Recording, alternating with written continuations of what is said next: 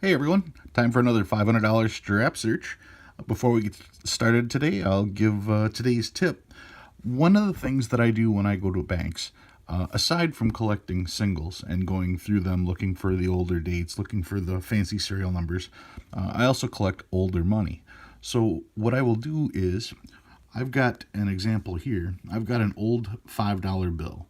This one's from 1988A. This is called a small head bill. It's called a small head because the current bills are much larger, as you can see. By putting these two bills, though, in a sleeve, I can bring this with me to a bank and ask them, do you guys have any small notes like this, any small head bills? And if they do, great. They're real easy to find if you're flipping through a whole sheet of them. If not, no big deal. There'll be times that I'll have my strap of fives and I'll want to exchange it, and I'll get some weird looks from people from time to time, and they'll ask why, and I'll simply pull out this saying, I'm looking for bills like this, or I'm looking for bills like this. Here's a $5 bill that's got a star note on them. So that usually holds back any other questions or explanations. And this way I've got it right at hand. So that's my tip for this week. When you're going to be doing stuff like that, make sure that you come prepared so that you've got your quick explanation ready and people won't give it a second thought. So, on to the search. These were the 500, and this is what came from them. I did find another Where's George. Bring that out here. This one is Where's George bill. That one will get logged in there. It's always neat coming across these, just to see where it's been. I'm a sucker for silly things like that. Okay, I did find a couple older bills. This one is 1999.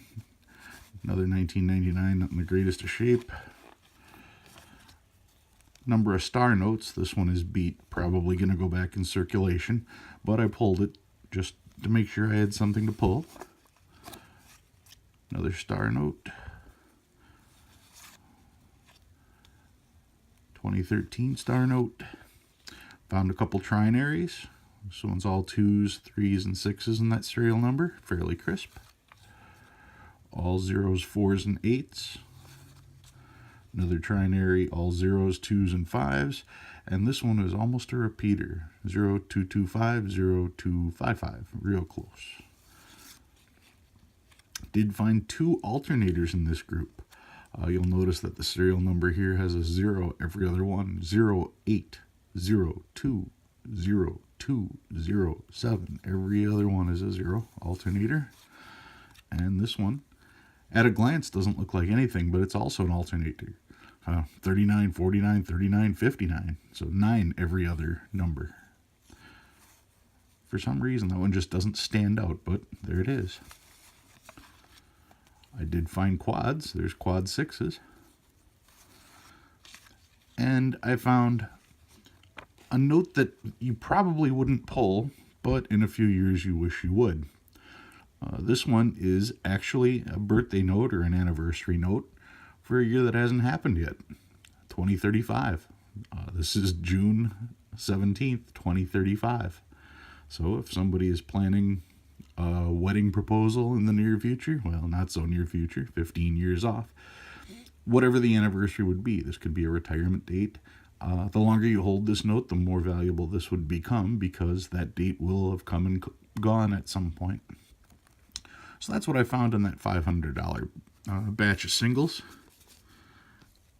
And since I started with 5s, I'm going to end with 5s. I'm going to bring out my $5 1902 national banknote. This is national currency. This is from the National Bank in Eau Claire, Wisconsin. These notes are really neat. There's so many different places that printed their own notes, their own bank notes. The national bank notes had to be certified, and if a bank was given the national bank designation, well, the first bank in any city became the First National Bank. Everybody has seen First National Bank or Second National Bank or whatever. That's where that came from. Any bank that was certified by the Federal Reserve to be a national bank. The first one was First National Bank for any given city. This one is National Bank of Eau Claire. This number here, that is the certification number for that particular bank. It's got an interesting serial number up on the top too, H100009. So that's kind of rare. One of the things that, well, before I get into the interesting part about this particular note, I'll show you the back. The back, you have to focus on it, but that is called the Pilgrims. I'll zoom in on this a little more and you can see that a little more clear. Landing of the Pilgrims is what it says there. Shows the Pilgrims landing at Plymouth Rock. This note is receivable as part, and well, I won't read that entire portion of the bottom there. Now, they do make another version of the national banknotes that have dates both here and here, usually 1902 to 1908 for this particular series. This one doesn't, so it's one of the more common banknotes. But what drew me to this particular note, out of all the notes I could have bought, was this mark right here. It looks like a rust mark until you look real close. The way that I discovered that little mark there and the story that may have come with it was when I handed this note over to a dealer to look at. And he grabbed the note like this. And I thought, well, he thought that looked exactly like a bloody thumbprint.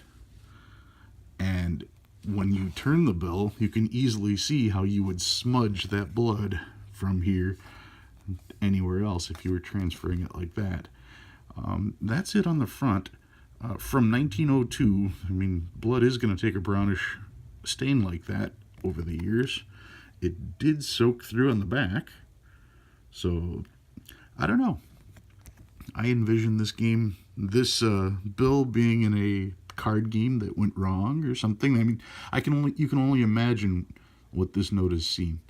But like I said, it was that stain and these stains, that made the note interesting to me. And it wasn't until after the fact that I bought it, that I found out that could actually be a blood-stained note. Some people would find that kind of gross. I just find it more intriguing. Obviously, I keep it in a holder, so I'm not handling it.